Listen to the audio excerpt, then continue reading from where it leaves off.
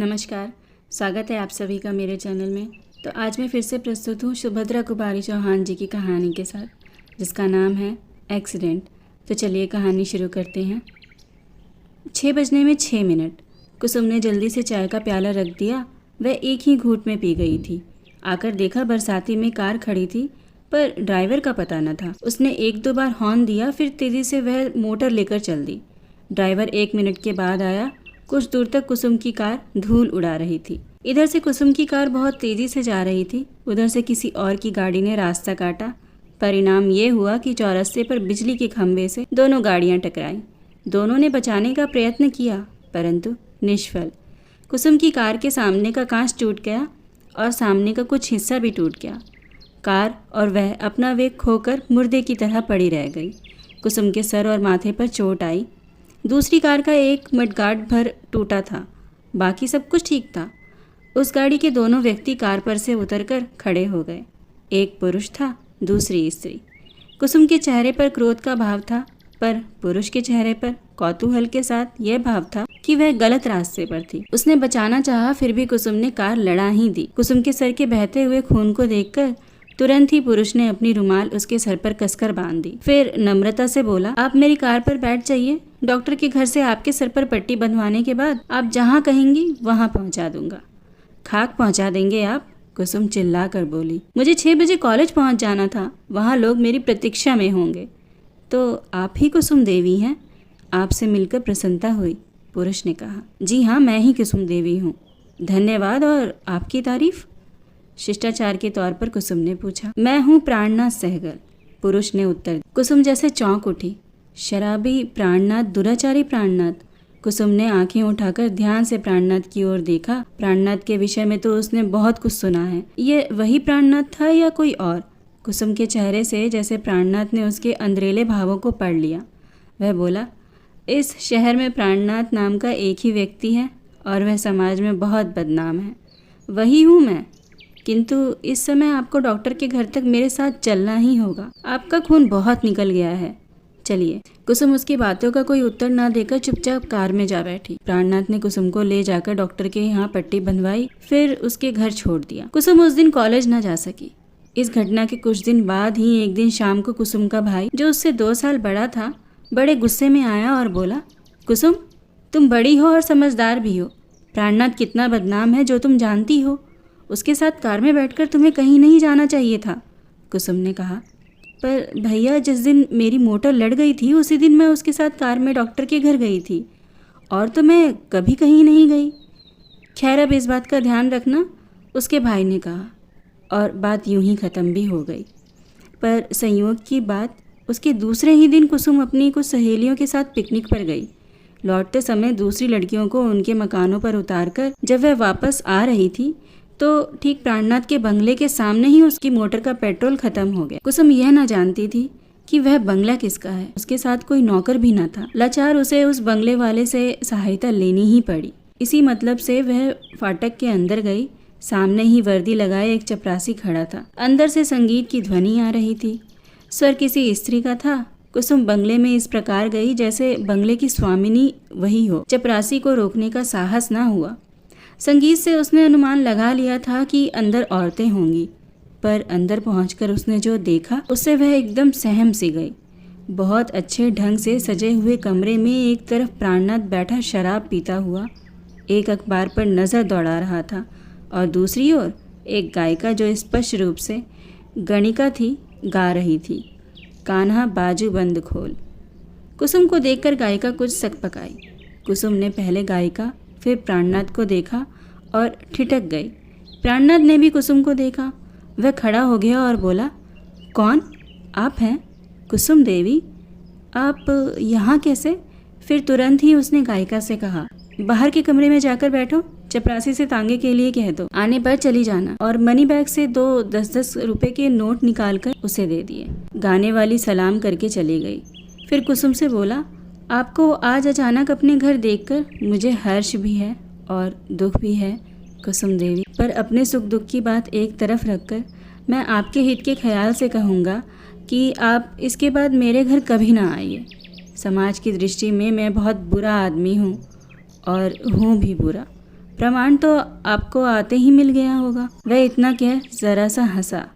इस हंसी की तह में जो प्रचंड विषाद छिपा था वह कुसुम से छिपा ना रहा। पहली बार कुसुम को लगा जैसे प्राणनाथ सचमुच में बुरा नहीं है, पर वह बुरा बनने का प्रयत्न करता है। लोग उसकी बुराई करते हैं तो उससे उसे जैसे संतोष होता है। कुसुम बोली, मुझे ऐसा लगता है कि आप स्वभाव से बुरे नहीं हैं, पर जानबूझकर बुरे बनते हैं। मामरिक दृष्टि से कुसुम की ओर देखते हुए प्राणनाथ बोला, मैं बुरा हूँ, आप मुझे अच्छा ना समझिए। यदि आप मुझे बुरा ना समझेंगी तो मुझे दुख होगा। ज़रा ठहर कर उन्होंने कहा, अरे हाँ, यह तो बतलाइए कि आपकी क्या खातिर की जाए, चाय लेंगी या शरबत? कुसुम ने कहा, मुझे कुछ ना चाहिए, अभी पिकनिक से खूब खा पी कर आ रही हूँ, पर मेरी मोटर को शरबत चाहिए। प्राणनाथ ने उसी समय उसकी मोटर में पेट्रोल डलवा दिया। कुसुम कुछ कहना चाहती थी पर संकोचवश बोल न सकी। अंत में बहुत हिम्मत करके उसने पूछ ही लिया, आप इन गाने वालियों को क्यों बुलाते हैं? क्या रेडियो नहीं है? रेडियो की ओर उंगली उठाकर प्राणनाथ ने कहा, रेडियो है तो, इन्हें तो मैं सिर्फ बदनाम होने के लिए बुलाता हूँ, और फिर इन गरीब स्त्रियों को बुलाता हूँ जिनका नाचना गाना ही पेशा है, जिनकी युवा अवस्था समाप्त हो चुकी है, रूप रंग बिगड़ गया है और जिन्हें पेट भरने का और कोई चारा नहीं है। कुसुम ने पूछा, और शराब क्यों पीते हैं? अपने आप को मिटाने के लिए। रुपयों का और क्या करूं? प्राणनाथ ने विरक्ति के साथ उत्तर दिया, मैं इन दोनों बातों को नहीं पसंद करती। आपके पास बहुत रुपया है तो मुझे दे दीजिए, मैं उनका सद्व्यय करूंगी, अधिकार के स्वर में कुसुम बोली। फिर आप शर्मा गई। उसे चाहने न चाहने का अधिकार ही क्या है? प्राणनाथ हंस पड़ा। वह बोला, आप नहीं चाहती तो ना होगा, पर आप मेरी चिंता क्यों करती हैं? मैं तो जानबूझकर मिट रहा हूँ और मिटने में ही मुझे संतोष है। पर इसका कारण क्या है? आग्रह के साथ कुसुम ने पूछा। कारण बहुत बड़ा है, जल्दी में मैं बतला ना सकूंगा। आप घर जाइए, रात हो रही है, आपके घर वाले चिंतित होंगे। कहते हुए स्वयं प्राणनाथ ने दरवाजे का पर्दा हटा दिया। कुसुम बाहर निकली। प्राणनाथ भी आया। कुसुम की कार बरसाती में ही खड़ी थी। इस कृपा के लिए धन्यवाद कुसुम देवी, प्राणनाथ ने कहा। मैं आपसे फिर मिलूंगी, कहती हुई कुसुम ने मोटर चला दी। घर पहुंचकर कुसुम कई दिनों तक सोचती रही। प्राणनाथ जितना बदनाम था उतना बुरा जान ना पड़ा। बात व्यवहार में वह बिल्कुल भद्र पुरुष था। उसकी बुराई करने वालों से प्राणनाथ ही उसे अधिक शिष्ट जान पड़ा। कुसुम सोच रही थी, कोई ना कोई बात है, इसके जीवन में कोई ऐसी घटना घटी है जिससे वह दुखी होकर ही अपने आप को इस प्रकार मिटा रहा है, बदनाम कर रहा है। कुसुम ने सोचा, मैं उससे पूछूंगी जरूर। और एक दिन शाम को कुसुम जब घूमने निकली तो उसकी मोटर अपने आप जैसे प्राणनाथ के बंगले की ओर मुड़ गई। बाहर चपरासी बैठा था। कुसुम को देखते ही दौड़कर उसने साहब को खबर कर दी। प्राणनाथ बाहर आया। कुसुम को देखते ही उसके मुरझाए हुए चेहरे पर कांति सी आ गई। वह बोला, आइए, अच्छा हुआ आप आ गई। आप उस दिन मुझसे 2 बातों के ना करने का वचन ले गई थी। उस दिन से मैंने नहीं की, किंतु उन 2 बातों के सहारे मेरी संध्या कट जाती थी। अब तो शाम बहुत लंबी जान पड़ती है। बैठे बैठे अपने कृत्यों पर बिसुरने के अतिरिक्त और कुछ नहीं रह जाता। मैं किसी के घर आता जाता भी नहीं। आपसे उन्हीं दोनों बातों की पुनरावृत्ति की आज्ञा चाहता हूँ। कुसुम हर्ष से उछल सी पड़ी। उसने कहा, सच? उस दिन से आपने शराब नहीं छुई और ना किसी को बुलाया? धन्यवाद, आपने मेरे अनुरोध की रक्षा की है। अब आप फिक्र ना कीजिए, आपकी शाम भारी न जाएगी। मैं उसे हल्की बनाने का प्रयत्न करूंगी। इसके लिए आपको धन्यवाद। पर आप आज भी तो किसी पिकनिक से नहीं आ रही? नहीं, चाय पीऊंगी मैं, बनवाइए। प्राणनाथ ने रसोइयों को बुलाकर चाय बनाने को कहा। कुसुम कुछ सोचकर बोली, हाँ, मैं आपसे वह कारण पूछना चाहती हूँ। यदि आपको कोई विशेष कष्ट न हो तो बतलाइए कि आपने अपने ऊपर इतना अत्याचार क्यों किया है? बुरे न होकर भी क्यों बुरे बन रहे हैं? दुराचारी ना होकर भी क्यों अपने आप को दुराचारी साबित कर रहे हैं? इसकी एक कहानी है कुसुम देवी। एक दीर्घ निविश्वास के साथ प्राणनाथ ने कहा, मैंने एक स्त्री का जीवन बर्बाद किया है और बर्बाद करने के बाद अपनी जिम्मेदारी नहीं समझी। उस पर व्यर्थ का संदेह किया, उसे सताया और बड़े ही नाजुक समय में उसकी ओर से इतना उदासीन रहा, उसकी बातों को ठुकराया कि शायद वह गली गली टुकड़े मांगने तक को विवश हो गई हो। एक घटना ने मेरे संदेह को दूर कर दिया। मैंने अपनी गलती समझी और जाना कि वह बिल्कुल निर्दोष है। उसके साथ बड़ा अन्याय किया गया है। मैं उसे क्षमा मांगने और उसे लाने के लिए गया, किंतु तब तक उसका वहाँ कोई पता न था, कभी भी पता नहीं लगा। न जाने वह कहाँ गई उस ख्याल से भी मैं बहुत सी औरतों के यहाँ गया हूँ कि न जाने कहाँ किस अवस्था में मुझे रुक्मणी मिल जाए। मैं उसका अपराधी हूँ, कम से कम उससे क्षमा तो मांग सकूँगा। कुसुम ने कहा, बस बहुत हो चुका। आपने अपने ऊपर काफ़ी अत्याचार किया है, अब आप यह न कर सकेंगे। आपने एक स्त्री के साथ अत्याचार किया है, कष्ट मुझे भी हुआ है, पर आप अपने ऊपर जो अत्याचार करते हैं उससे भी मुझे कष्ट होता है। अच्छा, मैं आपको कल अपने घर चाय के लिए निमंत्रित करती हूँ। शाम को 5 बजे आ जाएंगे या कार भेजनी पड़ेगी? वैसे तो मैं आ जाऊँगा, पर आपके घर वाले इस बात को पसंद ना करेंगे। मेरा आना उन्हें शायद अच्छा न लगेगा। मेरे घर में कोई भी आपके खिलाफ नहीं है, कुसुम ने दृढ़ता से कहा। मेरे भैया ज़रा कुछ ऐसा वैसा कह रहे थे, पर मैंने उन्हें समझा दिया है। सभी आपसे मिलना चाहते हैं, कल आप आइए ना। जी हाँ, आऊँगा। ठीक 5 बजे। ठीक 5 बजे। दूसरे दिन कुसुम ने चाय के लिए बड़ी तैयारी की।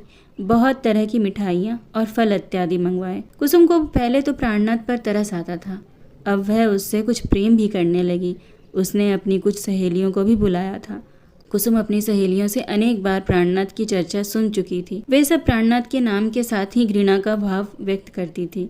कुसुम उन्हें दिखलाना चाहती थी कि जिस प्राणनाथ को वे शराबी, बदमाश और वासना का कीट समझते हैं, वास्तव में प्राणनाथ वैसा नहीं है। उसने निश्चय किया कि पहले वह प्राणनाथ का परिचय किसी को न देगी, उसके बारे में सबकी राय जान लेगी, तभी बतलाएगी कि वह आदमी कौन है। उसका भाई घर में नहीं था। बूढ़े पिता बच्चों की इस पार्टी में शामिल होने वाले न थे। कुसुम ही थी जो कुछ थी, और उसकी माँ और उसकी सहेलियाँ थी। उसकी सहेलियाँ पहले ही आ चुकी थी। प्राणनाथ ठीक 5 बजे आया। प्राणनाथ बहुत गोरा और देखने में सुंदर था। कुछ देर तक इधर उधर की बात करने के बाद कुसुम ने अपनी परिचारिका भामा को चाय लाने को कहा। कुसुम देख रही थी कि उसकी सहेलियों में से कोई भी प्राणनाथ से जंगली जानवर या हवा की तरह नहीं डरती हैं, किंतु खुलकर स्नेह के साथ बातचीत कर रही हैं। एक दो ने चुपके से पूछा भी कि यह कौन है। कुसुम ने कहा, मेरे दूर के रिश्ते के भाई होते हैं। इसी समय भामा चाय लेकर आई। एक सुंदर सी ट्रे में उसने चायदानी और प्याले वगैरह सजा रखे थे। मेज़ के बहुत करीब वह पहुंच न पाई थी कि एकाएक उसकी दृष्टि प्राणनाथ पर और प्राणनाथ की दृष्टि भामा पर पड़ी। एक क्षण तक दोनों ने एक दूसरे को देखा। अचानक भामा जैसे कांप उठी। उसके हाथ से ट्रे छूटकर धरती पर गिर पड़ी। चायदानी उसके पैरों के पास गिरकर फूट गई। प्याले दूर दूर तक कमरे में बिखर गए। भामा निर्जीव सी वहीं धरती पर बैठ गई। प्राणनाथ के मुंह से एक चीख के साथ निकल पड़ा, रुक्मणी। और वे सब अपनी अपनी कुर्सी छोड़कर निर्जीव सी पड़ी हुई भामा के परिचर्या में लग गए। आशा है आज की कहानी आप सबको अच्छी लगी होगी। अच्छी लगी है तो प्लीज़ चैनल को सब्सक्राइब, लाइक, शेयर ज़रूर कर दें। और मैं कंटिन्यूअस कहानी अपलोड नहीं कर पा रही हूँ, उसके लिए मुझे आप सब क्षमा कर दीजिए, जिसका एक कारण है। लेकिन मैं आप सबसे यही रिक्वेस्ट करती हूँ कि प्लीज़ मेरे चैनल को सपोर्ट ज़रूर कीजिए, क्योंकि आप सबके एक सपोर्ट से मुझे बहुत बड़ा मोटिवेशन मिलता है। तो चलिए मिलते हैं अगले कहानी में, तब तक के लिए धन्यवाद।